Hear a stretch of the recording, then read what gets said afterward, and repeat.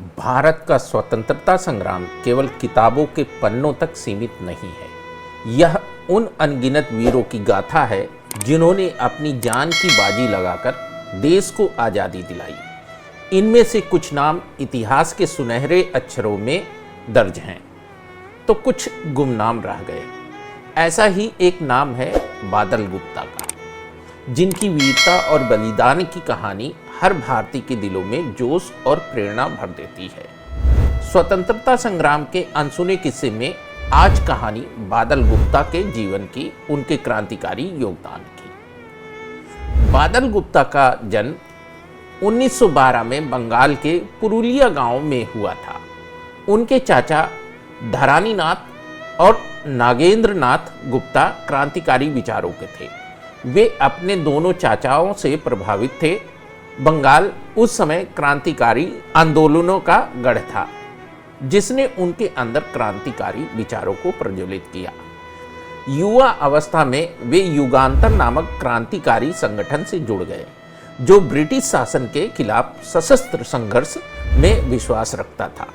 बादल का दिल उस दौर की नाइंसाफी को देखकर तड़प उठता था और उन्होंने फैसला किया कि वे अपनी जिंदगी को देश की आज़ादी के लिए कुर्बान कर देंगे। बादल गुप्ता का नाम इतिहास में सबसे ज़्यादा उस साहसी कार्रवाई के लिए जाना जाता है जिसे उन्होंने 8 दिसंबर 1930 को अपने साथियों विनय बसु और दिनेश गुप्ता के साथ मिलकर अंजाम दी। यह थी कोलकाता राइटर्स बिल्डिंग पर हमला।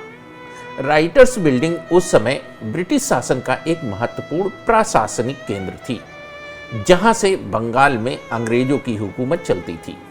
इस इमारत को क्रांतिकारियों ने अपने निशाने पर लिया ताकि अंग्रेजों को यह संदेश दिया जा सके कि भारतीय अब और गुलामी बर्दाश्त नहीं करेंगे।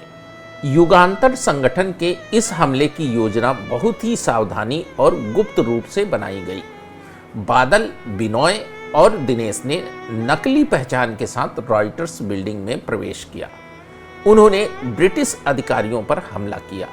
उनके निशाने पर थे कर्नल NS सिप्सन, जो क्रूरता के लिए बदनाम था। उन्होंने कर्नल सिप्सन को मार गिराया।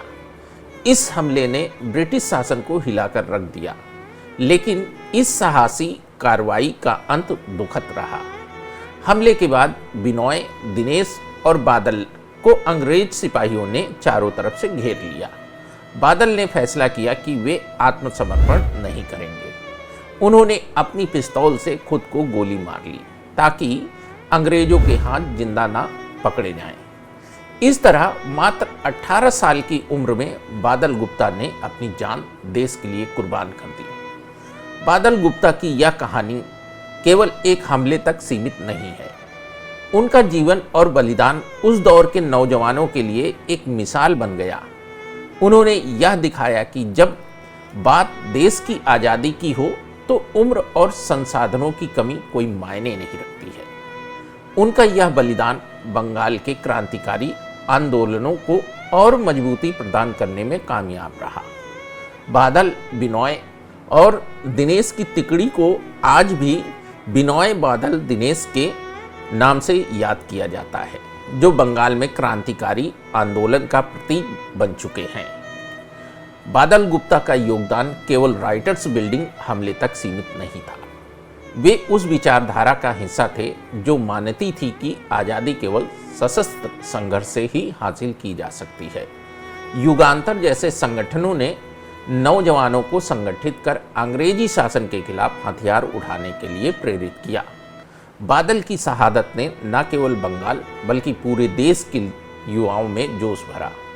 आज जब हम स्वतंत्र भारत में सांस लेते हैं तो यह जरूरी है कि हम उन गुमनाम वीरों को याद करें जिन्होंने अपनी जान की कुर्बानी दे दी। बादल गुप्ता जैसे क्रांतिकारियों की गाथाएं नई पीढ़ियों को प्रेरित करती रहेंगी कि वे अपने देश के लिए हर मुश्किल हालात में डटकर मुकाबला करें।